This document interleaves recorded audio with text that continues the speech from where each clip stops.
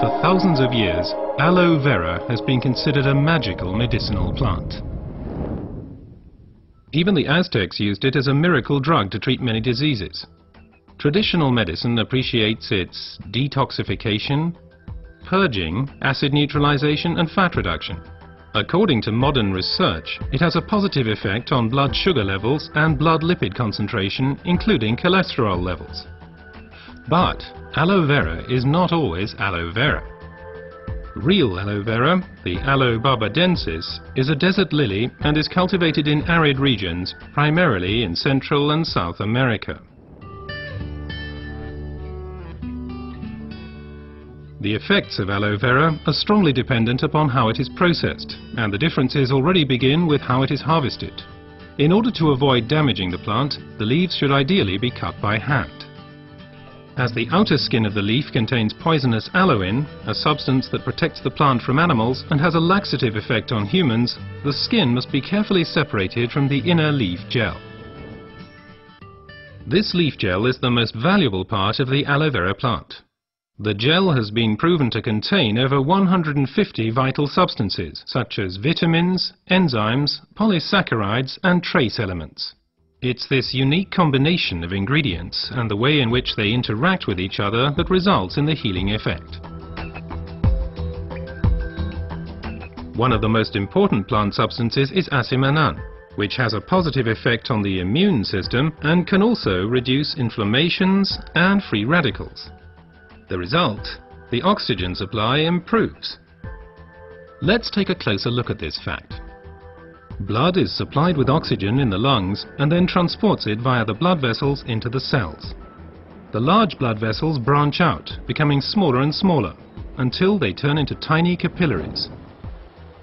Capillaries, by the way, are the smallest blood vessels. This is where the oxygen passes over from the blood vessels into the cells.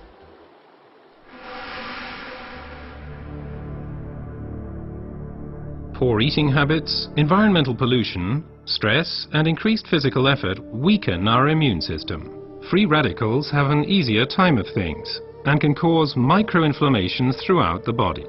These inflammations can damage blood vessels and result in a thickening of the fine capillary walls.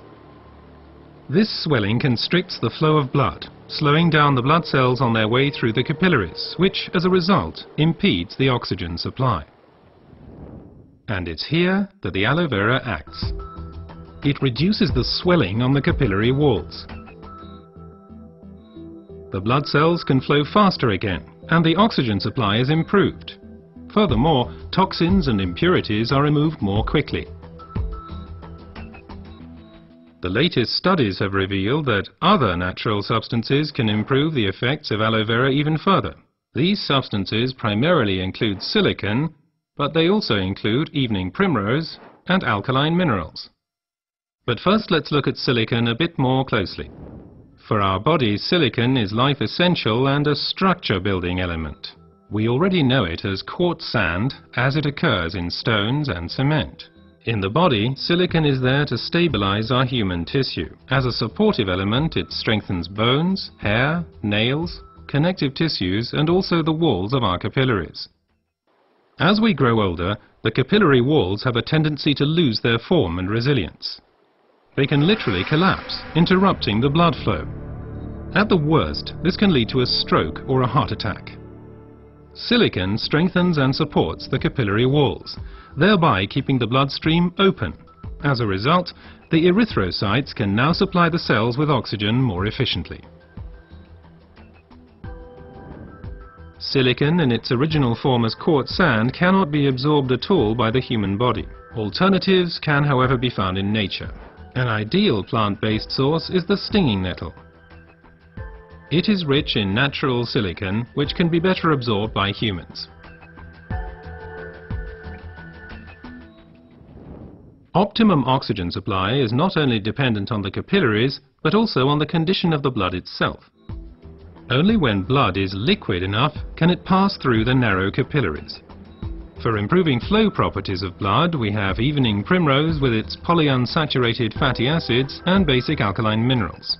Polyunsaturated fatty acids make the blood thinner. They prevent the conglutination or sticking together of blood cells and thereby stop clotting of the blood. Alkaline minerals support the elasticity of the red blood cells, thus helping them to pass through the tiny capillaries more smoothly. Both help to increase the blood's rate of flow and thus contribute to maintaining an optimum oxygen supply. So let's review the main points again. The supply of oxygen to our cells is a vital prerequisite for our overall health and also helps to safeguard us against serious illnesses.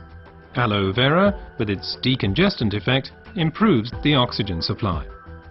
Silicon strengthens the vessel walls and keeps the bloodstream open. Reinforcement comes from evening primrose and basic alkaline minerals. What traditional medicine has known for a long time has now also been confirmed by modern research.